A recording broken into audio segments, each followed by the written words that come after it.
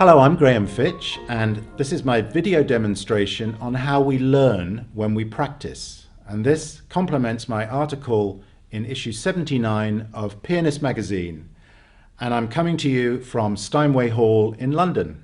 And I've decided to start with an extremely simple, very basic little minuet that we all played when we started to learn, attributed to Bach, and it's from the Anna Magdalena notebook. Now, this principle can be applied to absolutely anything, including Rachmaninoff concertos and Scriabin etudes. What I'm going to do is I'm going to take one bar and one note, and I'm going to stop on the note after the bar line, and I'm going to count the remainder of that bar before I go on to the next bar. So I'm dividing up my music into links, like links in a chain. And this is a fantastic process for strengthening those links, and also for learning pieces at the beginning when we're learning new pieces. A wonderful way of learning. Let me just show you with that minuet. 1, 2, 3. 2, 3. 2, 3. Perhaps I should have shown you the minuet without the stops. Let me do that first.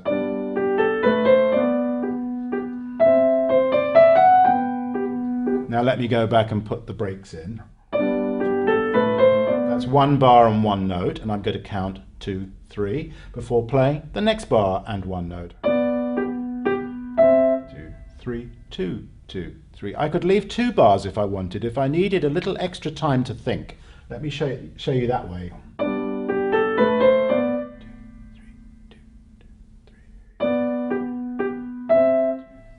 2, 3, 2, 3. And so on.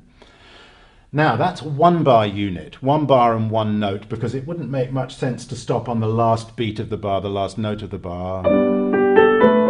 It doesn't really take us anywhere. So that's why I suggest going over the bar. And then the note that we stopped on is the note that we then start on. Having done one bar units, you can move to 2 bar units, and then eventually 4 bars at a time. Let me show you 2 bars. 3, 2, 2, 3. 2, 2, 3. And so on.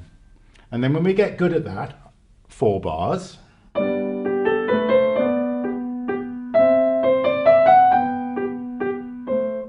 3, 2, 2. You got the idea, I think.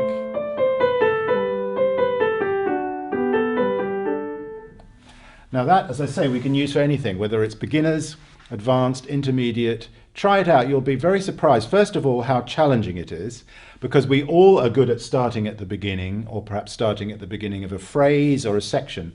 But to take an isolated bar from the middle of a phrase and to be able to play it perfectly, you've got to be able to do this perfectly. It's no good just attempting it. It's got to be done really, really well. You'll be surprised how that strengthens your piece. Very, very good process. Another process I'm going to show you that you can use again for anything, but I'm going to take another example of Bach, which is the C minor prelude from Book 1 of the 48. Let me play you it first in its full glory, just a little bit of it.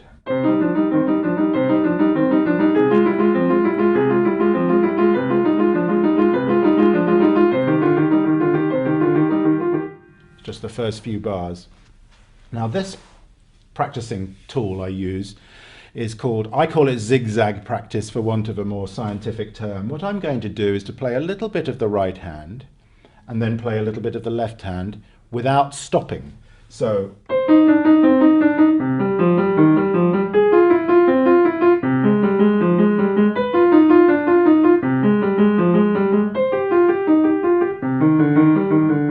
I played the first half bar right hand, and then I carried on the second half bar with just my left hand.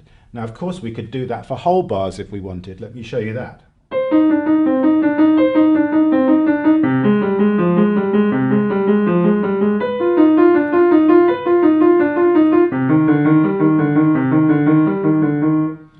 Now, I would suggest, having done it that way round, to go back and do it the other way round. So if you started with your right hand, carry on alternating right, left, right, left. Then go back and do it again, this time left, right, left, right.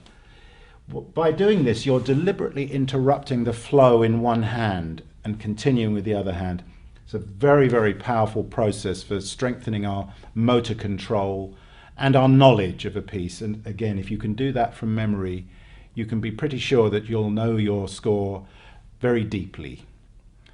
In part 2 of this process, I'm going to show you other ways that you can troubleshoot difficulties in your practice room, and I look forward to seeing you soon.